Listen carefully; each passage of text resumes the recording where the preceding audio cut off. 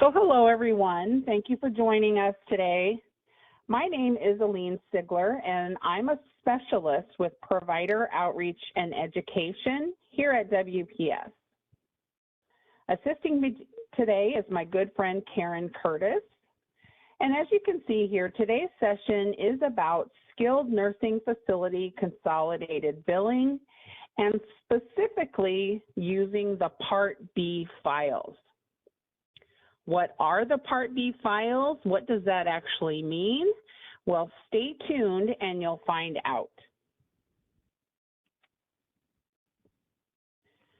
A couple more items we want to make sure that everyone is aware of. Our training center webpage.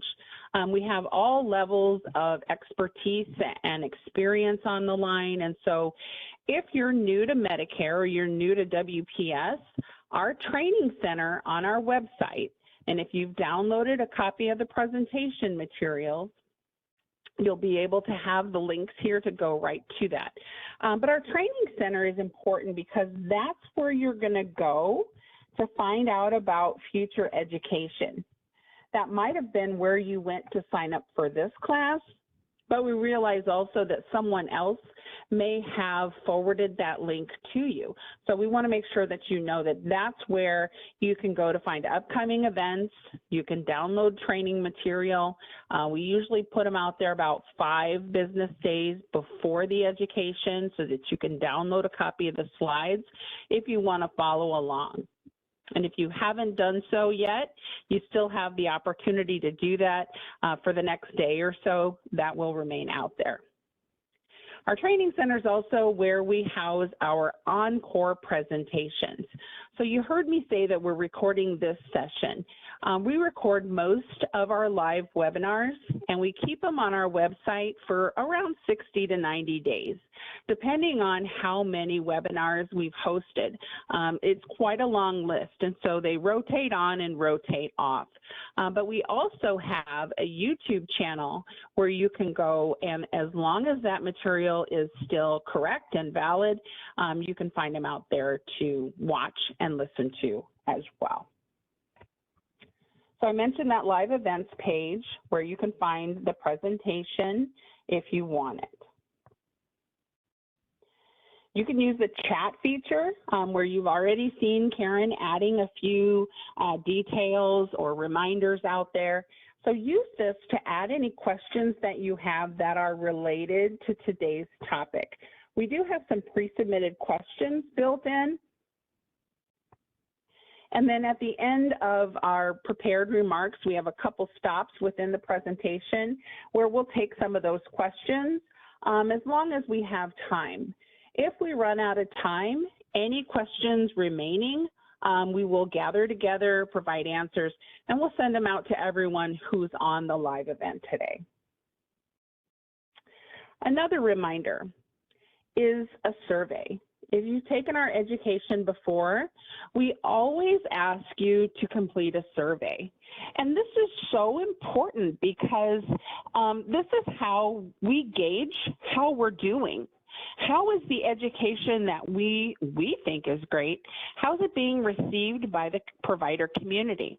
How do we report back to CMS about the education that we're doing and whether or not it's helpful? That survey is how you're going to get that feedback to us. So we hope that you will take the opportunity to do that today. Now, this is our disclaimer. Medicare is a federal program, and so it does change sometimes, especially now at the beginning of a calendar year. We have new rules and regulations that have been passed or that have changed from last year. And so we do our very best to stay on top of that, but know that if there's ever a difference in what's presented today and what's actually on the CMS website, you will always want to go to the CMS website for current regulations and rulings. And lastly, as the sign here shows, we don't allow recording of our education for profit-making purposes. We're recording it for you, so there really would be no need to do that. So if you're doing that, please stop. And if you disagree with being recorded or on a recorded session. You can now disconnect.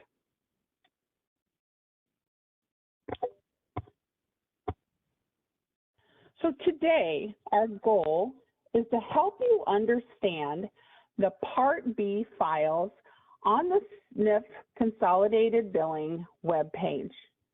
We want to talk about how to read them, how to use them, who do they pertain to. By knowing this information, you'll be able to determine who to bill. To meet that goal, the material is divided into 3 different sections. So we'll start by providing the basics of skilled nursing facility consolidated billing. Then we'll explain the files, and then we'll finish today by showing you where to locate those files that I keep speaking of and how to read them.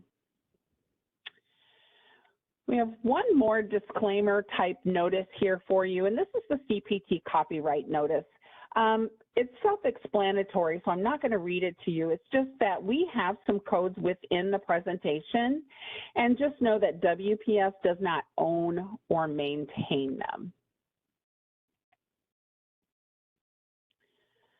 So we're going to start with an overview, a high-level overview of skilled nursing facility consolidated billing. For those of you who are newer to Medicare, the term SNF might seem a little odd to you. Everything in Medicare, it seems, has an acronym. So SNF, we pronounce it SNF, stands for Skilled Nursing Facility. Now, if we say SNF Consolidated Billing, you would think that that only pertains to skilled nursing facilities. But this is one concept within Medicare that actually pertains to almost every provider type that bills to Medicare. And so it's important for everyone to understand the background of it, how it's set up, the rationale behind it, and that's where we're going to start. We also received information in some of our past surveys. You heard me talk about the survey and promoting that survey.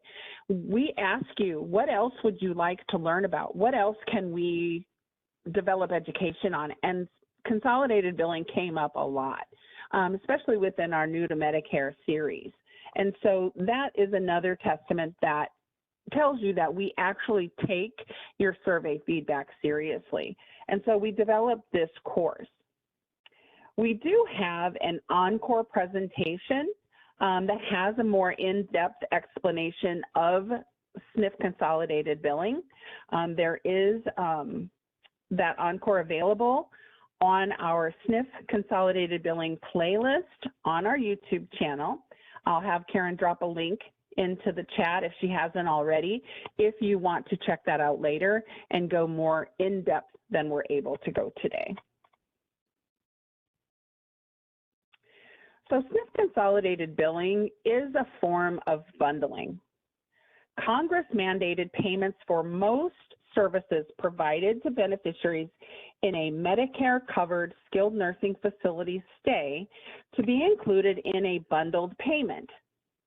This is known as a prospective payment system. And there are other provider types and service types that are paid under this kind of bundled methodology. This makes the skilled nursing facility responsible for the patient's overall package of care during a Part A stay in a skilled nursing facility. So Medicare pays for skilled nursing facility services, but certain criteria must be met.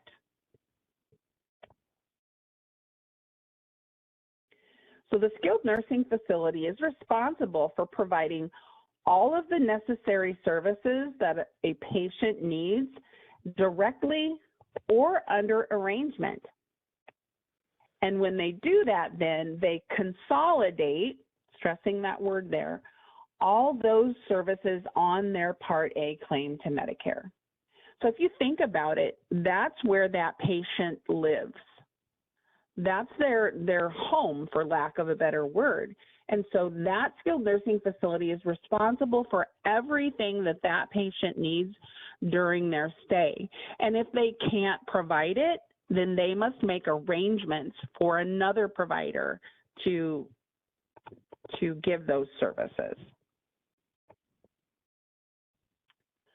So when they do that, like I said, they consolidate all those services onto their Part A claim. Now, if you know anything about Medicare, you know that there are exceptions. The exceptions to consolidated billing are things such as services that CMS considers beyond the scope of what a skilled nursing facility is capable of. If you think of things like operating rooms, skilled nursing facilities don't have an OR. They don't have an emergency department. There are certain things that they just simply cannot provide. And so those are some of the things that CMS has made the exception for and pulls them out of that bundling payment and allows for a separate payment. So you heard me say that they're responsible for most services. So the first thing we want to establish is if the patient is in a medically necessary stay. Medicare is not going to pay for anything that's not within a predetermined benefit category. So things that are medically necessary. We have certain preventive and screening services. So we need to establish that medical necessity. Medicare doesn't pay for long-term or custodial care. Those patients who maybe need help with their ADLs, it's just not safe for them to stay home anymore.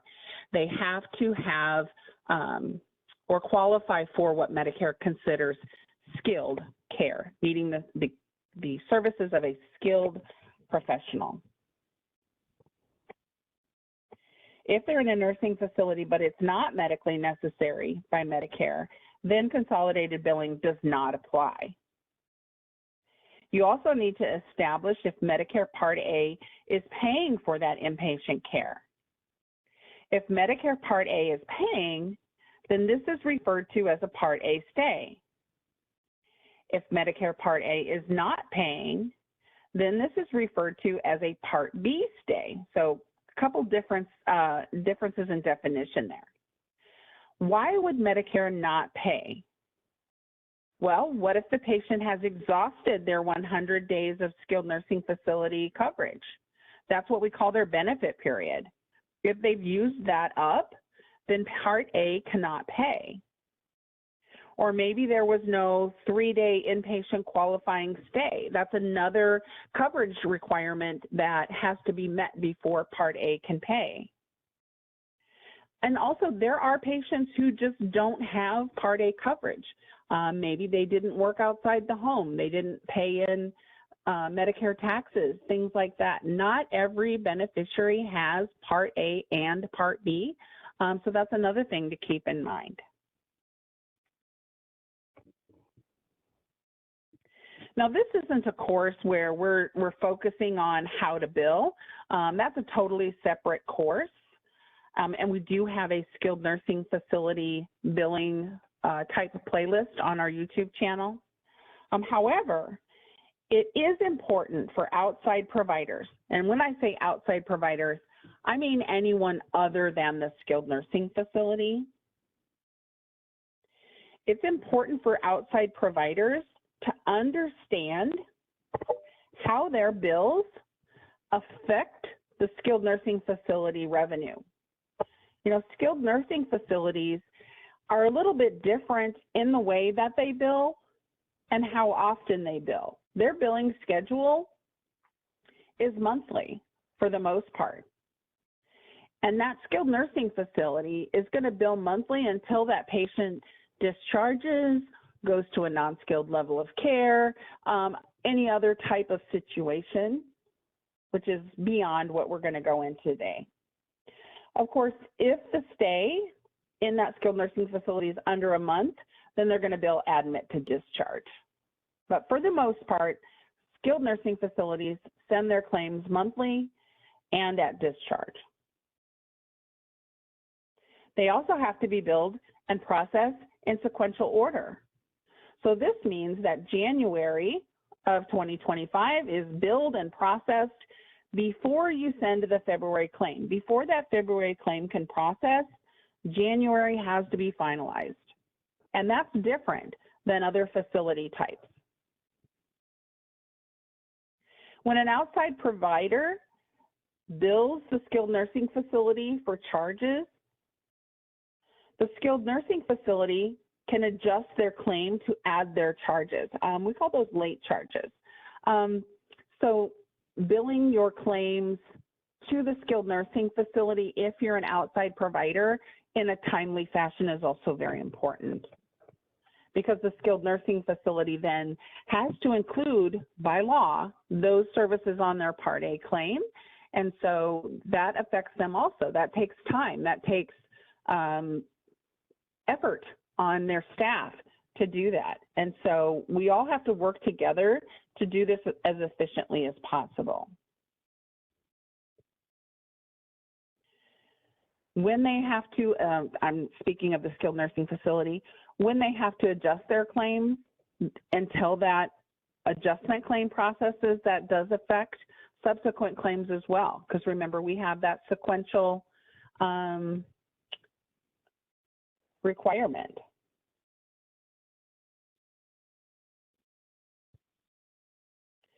So all of this means that the revenue can be affected.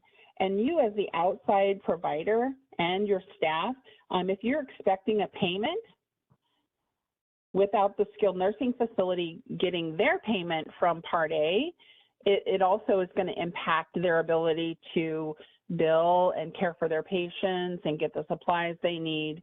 And so it really is important. That's why we recommend all providers establishing a system to ensure that you bill correctly in the first place. There's another class that we've offered dealing with this, because if you don't know if you need to bill the skilled nursing facility, Medicare, or the patient, then having agreements in place with skilled nursing facilities and outside providers doesn't really help much.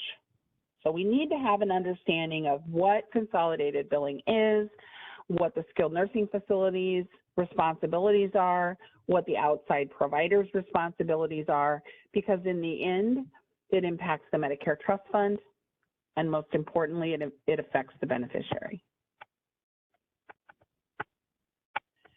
Skilled nursing facility payments under the prospective payment system include both Part A and Part B services.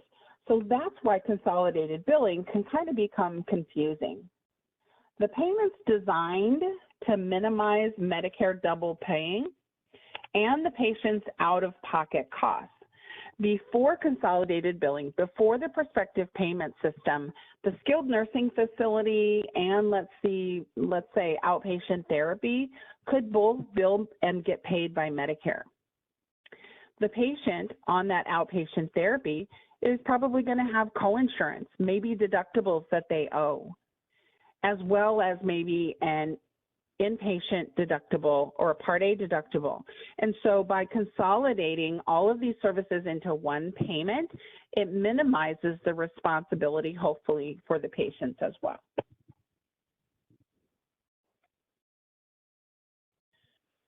So now let's talk about excluded services. So this slide just kind of defines the two different types. Now normally, in general terms, the term excluded means excluded from Medicare coverage. Things that Medicare does not allow ever. Things like most dental services, hearing aids, eyeglasses, they're excluded by law. Medicare can't cover them for anyone at any time. Now we also, when we're talking about consolidated billing, we say excluded services, but we're talking about excluded from consolidated billing, not excluded from the Medicare program as a whole. And I just want to kind of differentiate those two things there. So if a service is excluded from consolidated billing, That means that it fits into one of those categories, one of those exceptions that CMS has outlined, and that service then could be billed to Medicare separately outside of the prospective payment system to the skilled nursing facility. So I want to pause right here. I know that we're just getting started, but I want to see if we have any questions on anything that we've covered so far. The basics are important to understand before we kind of take a deeper dive here. So I just want to see, Karen, have we received any questions? We have not had any questions come in yet. All right, I appreciate you looking. Karen is my eyes in the background. When I'm showing the PowerPoint, I can't see your chat, and so we do have a couple pauses in here just to kind of check in with you and see what you have. So I appreciate you, Karen. We're going to move on. So next, we're going to provide information on who uses the files that we haven't talked about or looked at yet, and what they are. So we want to talk about who uses the files and when they will come in handy. So what we want to do is answer this question that you and a lot of people on this education might have. Does Medicare cover the service?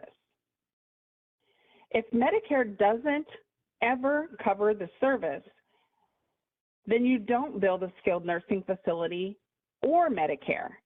In those cases, probably you're going to bill the patient, or if they have a supplemental insurance, some insurances cover things that Medicare doesn't, and so that might be the case as well.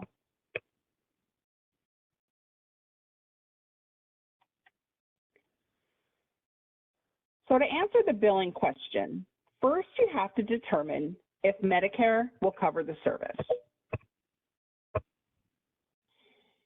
Is it something that Medicare covers, but due to the situation or your patient, you believe that it's not medically necessary for your patient in this instance? We call that not for Fred today. So it's something that Medicare covers, but you believe that they won't cover it for this patient or in this circumstance. If not, should you provide an advance beneficiary notice of non-coverage? Next question, is the service excluded from Medicare? If it's something Medicare never pays for, those excluded services that are not medically necessary, there's no benefit category for them, those elective cosmetic procedures, things that aren't approved by the Food and Drug Administration, experimental services, things like that, then an ABN isn't necessary, but you may wish to give one voluntarily as a convenience to the patient. So situations that Medicare would never pay Part A would be if there was no 3-day qualifying stay. That's written into the Social Security Act. That will exclude the service for Medicare billing because that coverage criteria and those basic requirements haven't been met. The 3-day qualifying stay, remember, is 3 midnights. That occurs when the patient is admitted as an inpatient for 3 consecutive days. Your admission day is your day 1, then you have a full day and a midnight, which is day 2, and then you have another full day and midnight, that's day 3, because remember, no facility gets paid for the date of discharge. That doesn't count. 3 midnights as an inpatient. Another question you might have, does the service meet a procedure code requirement? Is the procedure code part of the skilled nursing facility bill? You know, and that's what we're going to talk about. That's what we're going to look at, those files, to determine once and for all, is this something that as an outside provider you can bill the Medicare directly, or do you have to bill it back to the skilled nursing facility because it's part of their bill or their stay?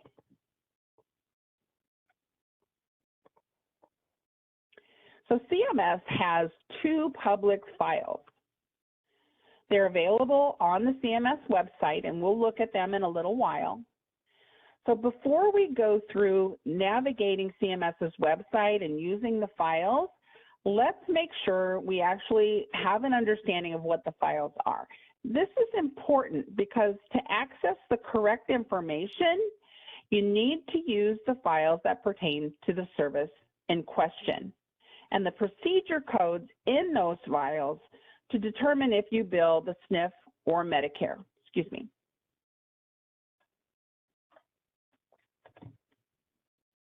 Sorry, dry air is not my friend. So in other words, you need to find out if your procedure is subject to the bundling rules for skilled nursing facilities. The files are updated annually, and you'll see that clearly when we go out to CMS's website because they're listed by calendar year. If updates occur between the annual updates, let's say a new code is added or something is no longer billable to Medicare, there will be some updates, and those will be listed on the website as well. And so we'll show you how after I finish explaining the files themselves. So CMS divides the files into Part A and Part B files, then breaks the Part A files for inpatient and Part A stays into what we call major categories.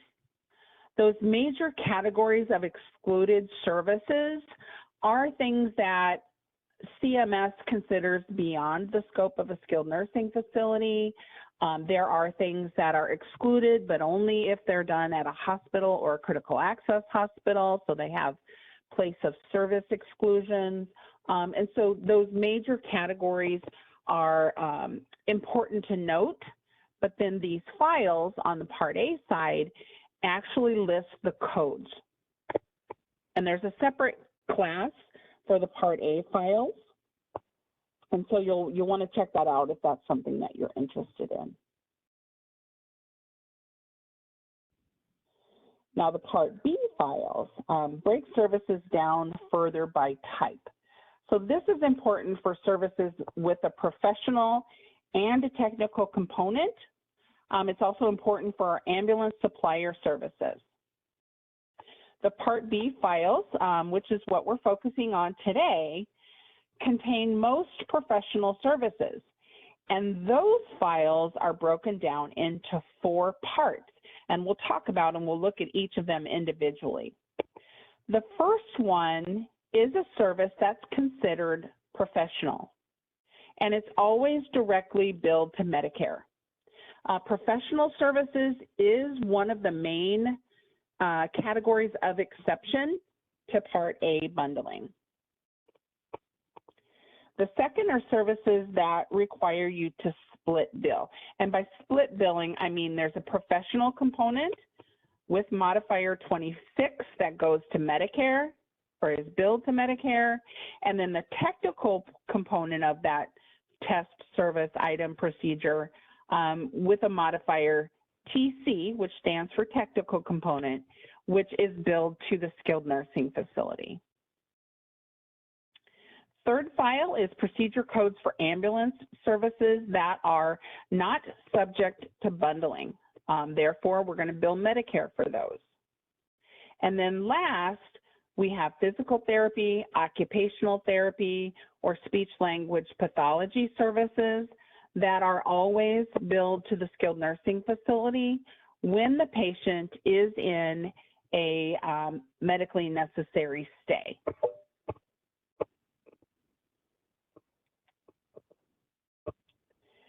So before I check in with Karen, I want to address some of the questions that were submitted during the registration process. I want to thank those of you who sent them in. Some of you just said you were looking for more information and things like that. But some of those questions I did pull out, and some of them were kind of similar, so their answer is going to kind of be the same. So first I'll start with the questions. How do I identify SNF patients prior to outpatient services? Another question. We're a Part B provider and bill as such. How can we determine if they flipped, meaning the patient, I think, flipped back to Part A status? Another question, because WPS's website gives real-time information, how can we verify if the patient is in Part B status? Are there any suggestions on how to get skilled nursing facilities to provide better notice that the patient we are seeing is in a skilled bed? And so to answer that, first of all, we established that the skilled nursing facility is responsible for providing services directly or under arrangement. We said that right off the get-go almost this morning. So when that skilled nursing facility schedules services for that resident with an outside provider, they should notify that provider that the patient is in a Part A stay and that consolidated billing may apply. Now, how they do that is kind of between the providers. You know, just because a patient is in a nursing home or comes to an outside provider from a nursing home, it doesn't mean that they are automatically in a Part A skilled stay. You know, beneficiaries could go from skilled to non-skilled and back many times during their stay, depending on their circumstances. And the skilled nursing facility is the only one who knows what that patient's status is on any given day. Not the patient, probably, not their family, not the MAC. You know, at WPS, we don't know that the patient's in a Part A stay until we get the bill. Skilled nursing facilities and outside providers have to work out a system for those notifications. And that might look differently for everybody on the call today. CMS does recommend that skilled nursing facilities and other providers have a contact, have a contract, have an agreement, those types of things in place that outlines the expectations and the payment details. This is a private agreement between the parties, and it's really not something that CMS or WPS is involved in creating or enforcing. So, you know, as an outside provider, you might have to contact that facility and ask them, is John Doe in a Part A stay? He's coming in for a service that could be part of consolidated billing, but we need to know. As a skilled nursing facility, if you're sending notification to that, let's say, hospital or outside provider, you know, if it's going to the registration staff, is the registration staff at that hospital, let's say, is that information being given to the billing office? Every facility actually could be different, but it's important to establish that communication and those agreements ahead of time whenever possible. So I kind of lumped all those pre-submitted questions together, but I felt like they were similar enough that the answer, you know, could pertain to all. So I want to check in with Karen now. Have we received any questions in the chat? Elaine, we did get a question that came through. Are all skilled nursing facilities considered an inpatient stay? That is a good question, and no, it depends on the patient. If they are receiving a daily skilled service, if they have their 3-day qualifying stay, if they've met all the other coverage criteria to qualify for Part A. And that includes, you know, if they have days left in their skilled nursing facility benefit period. So no, not just because someone comes from a skilled nursing facility. You have to dig a little deeper to find out if they're in a Medicare certified bed and they're in a skilled stay. Thank you for that question.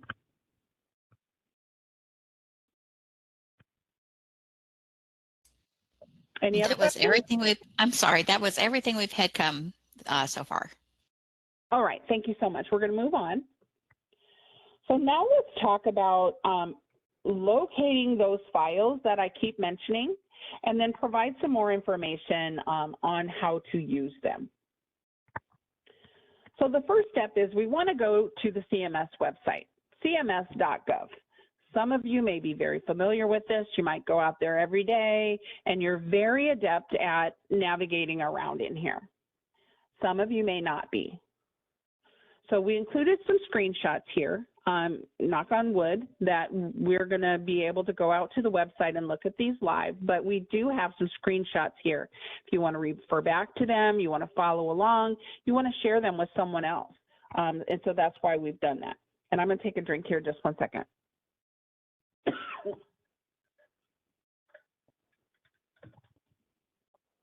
Sorry about that. I felt the tickle coming. So we want to go to the CMS website. And so I'm going to leave the PowerPoint here. And again, knock on wood, cross your fingers, throw some salt over your shoulder, that this works smoothly for us.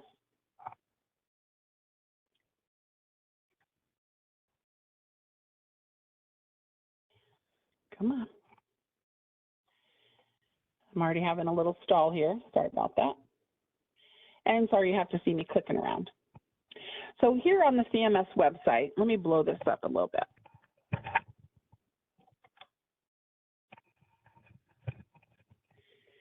All right, out here on the CMS website, we're going to navigate to the Skilled Nursing Facility Consolidated Billing page. So what we're going to do is we're going to go up to the Medicare tab right here. There's a drop down. We click on it. We go to Coding and Billing. And then right over here, we have the Skilled Nursing Facility, SNF, see that acronym, that's where that comes from, Consolidated Billing. And so here you can read a little bit about how Consolidated Billing got started, why we have it, and some of that background information. Now, I talked about how these files are updated annually. So over here in the left-hand navigation, you can see that the different years, and you want to go by the year for the date of service in question, but they're out here for historical purposes. Just to illustrate, I'm going to click on 2025 Part B MAC update. And so you can see what codes have been added or deleted or whatever the case may be, and then a little bit about the action.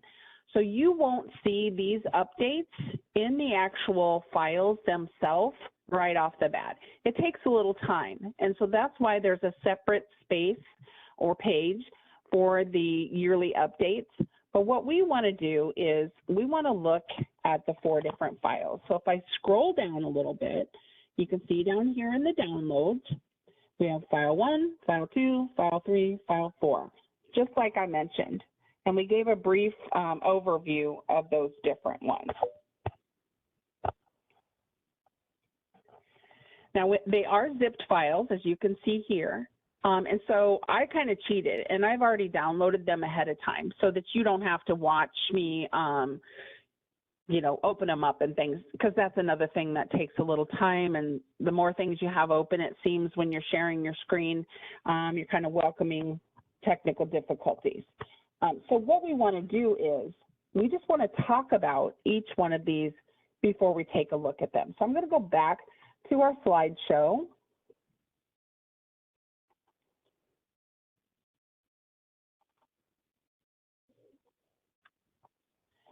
And let's look at these. Again, these screenshots are here to give you a visual, so if you want to practice this later, you can. So let's talk about what each of these files have. File 1 contains the professional services, so services of physicians and non-physician practitioners, which are excluded from Skilled Nursing Facility Consolidated Billing. The provider of service sends their services to Medicare directly. This is one of those categories that CMS has said are excluded from consolidated billing, and the skilled nursing facility is not expected to be responsible for. The services are subject to Medicare's regular billing requirements, and then the beneficiary is probably going to have deductible and coinsurance applying to them. So I'm going to Sorry for the jumping back and forth, but I do think that it's useful to see these live and in person. So, like I said, I have already downloaded the files, so I'm just going to bring these up for you. They're just an Excel spreadsheet. You can see in the header here, it gives you a little explanation, but I just want to show you how these work. Each of these might have, you know, literally hundreds of lines. And if you're used to Excel, you know, you can use Control F. Excuse me one second.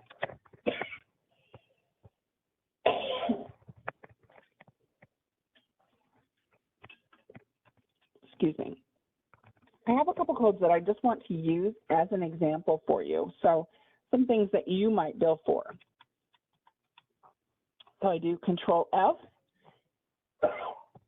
Sorry.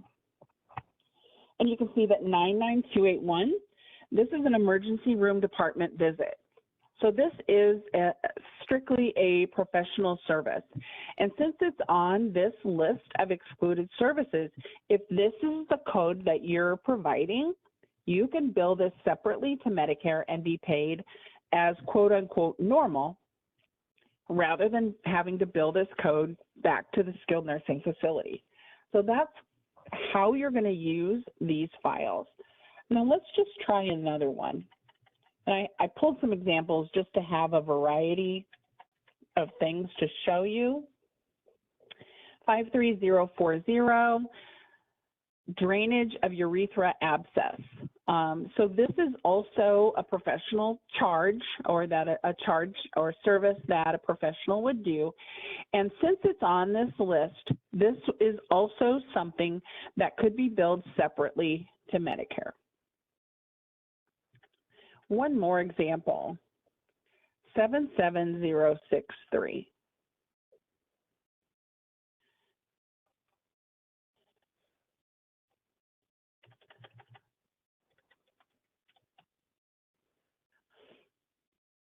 So, and I did it twice, so you can see I didn't make a mistake. I didn't transpose numbers. Of course, that happens sometimes. You know, we fat finger, one of our hands works faster than the other. But I did this on purpose because 77063, which is a screening digital breast tomosynthesis, sorry, I have trouble with that word, bilateral. So it's a mammogram service. It's not on this list because this is one of those examples that we were talking about that has a technical component and a professional component. And you see that also listed here in the heading. These are services other than interpretation of diagnostic tests. So when you get this message, we couldn't find what you were looking for, that's not an all or nothing. You need to know a little bit more about what it is with that code to know what it pertains to. Okay, so I just wanted to show you that as an example. More to come on that. I'm going to close this file. And now we're going to talk about the second one. Again, here's a screenshot as an example of file 1. Now, file 2. File 2 is the interpretation of diagnostic tests. This is the file that we mentioned that you have to split into technical and professional components. Some codes appear on both the Part A inclusion and the Part B exclusion lists because they have that professional and that technical component. If you're interested, a colleague of mine, Tom Ryan, is teaching a class on this. It's next month, I believe it's April 15th. And if registration is not open yet, it will be soon if that's something that you want to check out. So with file 2, this is if you're billing both components of the code, it might get denied by both entities, by Medicare and the skilled nursing facility. So let's take a look at an example of that. So here we have file 2. This is the Part A professional component of services. that are going to get submitted with a 26 modifier? If so, then the professional component is excluded from consolidated billing, but the technical component is included. So let's look up that same code that we were looking at before, 77063. So you see it listed right there. We didn't find it on file 1, but here it is on file 2. So this tells us we need to split that up and bill it a different way. Let's use another example. So an x-ray of the sinuses. Again, this has a technical and a professional component. How about one last one? I jotted these down on a sticky note and I didn't use the best handwriting. Analysis of the nerve. So just some examples of some different types of services, but the rules for them are that the technical and the professional, one part is included and the other part is not.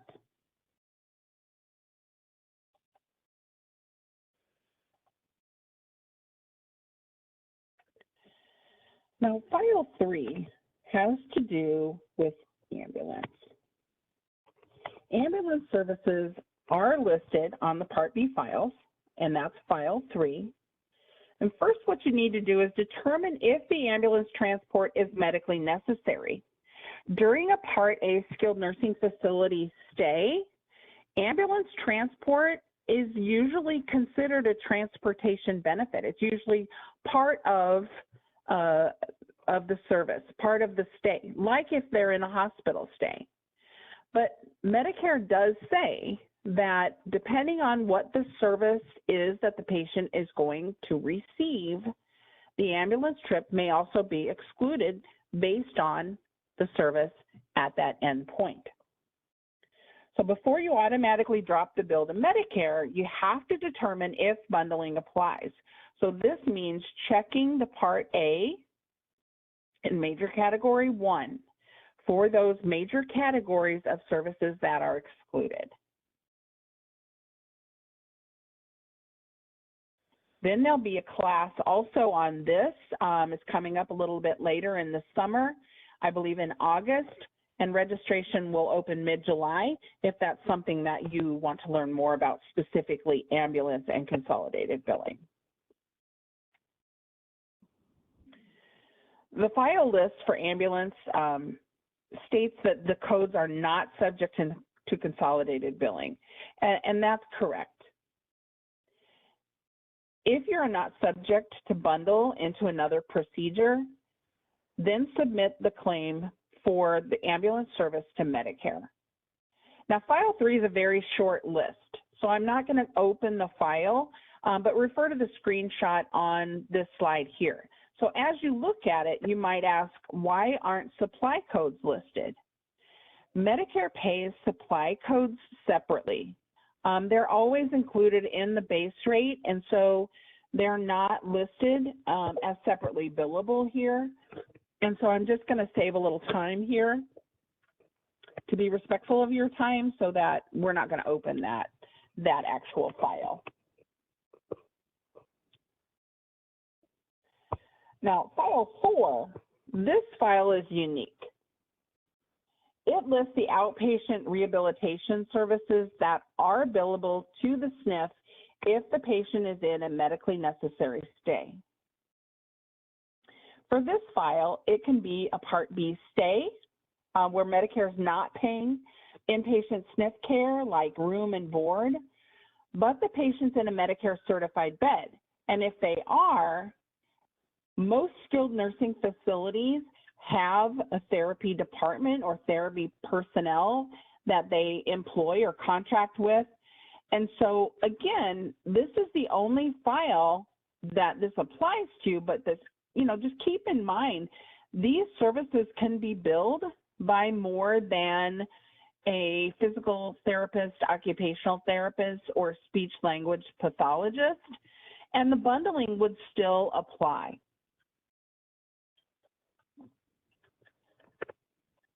Medicare has some therapy services, some therapy codes that they consider always therapy. And these would always be payable to the SNF. And these are those therapy codes. They always have to go to the skilled nursing facility and be billed on their claim. So let's take a look at file 4.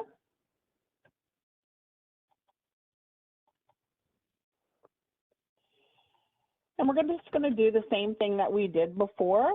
We're going to look at some of the things that might be done for a skilled nursing facility patient.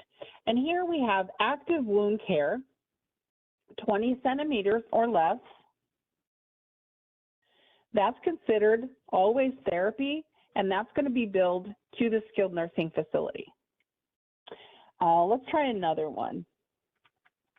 A lot of our therapy codes start with 9-7. Therapeutic intervention. This is something that has to be billed to the skilled nursing facility. Again, this file is unique that way. 92526. Oral function therapy. So I tried to just give a variety of things that you might see on skilled nursing facility patients to give you an idea of how this file works. Because again, when you look at it, these codes are subject to SNF Consolidated Billing and must be billed through the SNF. Okay? So each of these files are unique in the way that you view them and that you use them. And there's never an absolute all or nothing because there are other criteria that you have to keep in mind. So let's go into our last session of question and answer. I do have some pre-submitted questions, and then I'll check in depending on how much time we have to see what else has been sent into the chat. Remember, if we run out of time, we will compile all the questions and send them out to everyone who's in attendance for the live event. First question, what's the main reason for wound care denials? Well, this question kind of goes back to the example that we just looked at, and I purposely picked that code to look up. Some services, as I stated, are designated by CMS as always therapy. And if the code that you're billing is one of them, it would have to be billed back to the skilled nursing facility and included on their claim. My suggestion is to contact customer service. So whoever sent this question in, contact them so that they can look at your individual claim and the exact code that was denied, and they can compare it to the therapy disposition on the annual therapy update, and then they can help you determine if it should be sent to the skilled nursing facility or if there's a billing issue and help you resolve that so that Medicare can pay you for the service. Next question, what does a SNF have to pay under Part B consolidated billing? Now this question can be interpreted two different ways based on how it's worded. So it could mean what services does a SNF have to pay for, but I think that this person meant how much does the SNF have to pay. And this is why having those agreements in place ahead of time can really benefit both parties and help avoid misunderstandings. Is the outside provider expecting the skilled nursing facility to pay full price, a percentage, or the Medicare allowed amount? If this is not worked out ahead of time, the skilled nursing facility is responsible for whatever the outside provider bills for the services that are included in consolidated billing. Now, if you're a skilled nursing facility, I'm not saying that you should blindly pay every bill that's sent into you without first checking if you actually owe for it. So both parties need to have an understanding of what is sent to the SNF and what is separately billable to Medicare. And both provider types should know how to access the files and look up the item or service in question. And that's why we do this education. Next question. How to bill preventive services such as routine mammogram screenings when the patient is in a SNF stay? And this is a great question. On the Part A side, these fall into major category 4 on the Part A files.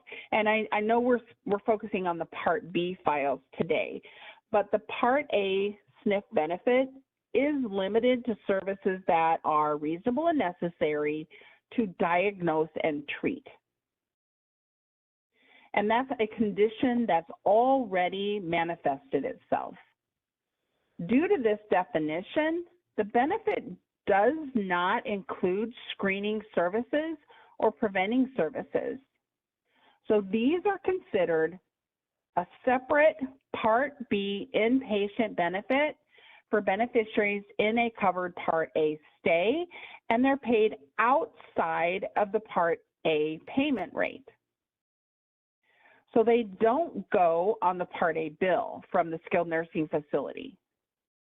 They're excluded from skilled nursing facility PPS, but they are subject to consolidated billing. So it gets a little tricky here. But in the internet-only manual, CMS states they do have to be billed separately, but by the skilled nursing facility. They bill them under Part B, and for Part B skilled nursing facilities, that's a 2-2X type of bill. Or for patients who are in a hospital swing bed stay, which means that they're in a hospital bed, but they're receiving skilled care, that would be a 1-2X type of bill. Now that was the last pre-submitted question, and we are running out of time. So if you have questions in the chat, I don't mean to dismiss you, but we will answer those questions. We just won't be able to do it live today. So I'm going to move on here and go into our closing remarks because I want to be respectful of your time. And the first thing is, in a few minutes, you're going to receive an email. That email is going to come from WebEx, and it's going to thank you for attending. I thank you for attending, but this email is kind of twofold here. You don't want to delete that email without reading it because it contains your certificate of achievement. It's going to kind of look similar to what's on the left here. The email has your name, obviously. It has your contact hours, the name of the course you took, the dates you took it. Save that email because if you need to turn it in for credit towards continuing education units, your accrediting agency, whoever that is, APC or someone else, they might need that as proof of your attendance. The WebEx email address is important because if you don't see that email, check your junk or your spam. I've also included a box here around the portion of that email that gives you a link to the survey. If you don't take the survey right away, maybe you have another meeting you need to go to, you can go back to that email and use that link to take the individual survey for this course.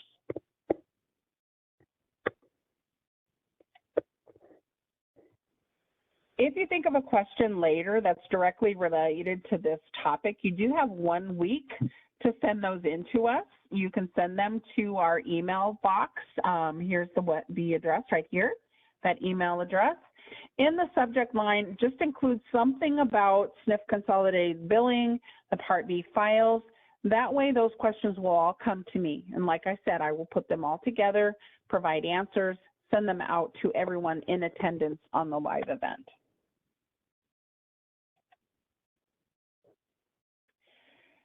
Please take a few minutes to complete a survey about this course. Again, this is your opportunity to tell us what you liked or what we could do better. It also gives you the opportunity to give us suggestions for topics for future events. You do have a few options depending on your preference. You can use the link that Karen dropped in the chat, or when you exit the webinar, you'll be asked to go to an external site. And that external site is the CMS Qualtrics page for the survey. If you're new to our education, that message is going to look something like this bottom picture with the triangle and the blue continue button. It may not look like it based on the verbiage in that message, and we can't change that, but I assure you it is safe. If you click the blue continue button, it will take you to the survey. If you are listening to this as an encore, you're going to get a different message. You're going to see a picture at the end of the recording that looks something like this with the finger and the stars. That will be a live link to the survey. Or if you're watching the YouTube video, if you scroll down to the description of the video, there'll be a link there as well. So you have a number of different ways to get to the same place because we really do value your feedback. We would love to know if you would recommend our education to others or how likely you are to attend additional events that we put together. So we hope you'll take the time to give us your feedback. On behalf of myself, Karen, all of us in Provider Outreach and Education, want to thank you for your attendance today. We know your time is valuable, so thanks for spending a little bit of it with us today. We hope that you join us for future education. We do look forward to your survey feedback, and you may now disconnect. Thanks, everybody. Have a great day.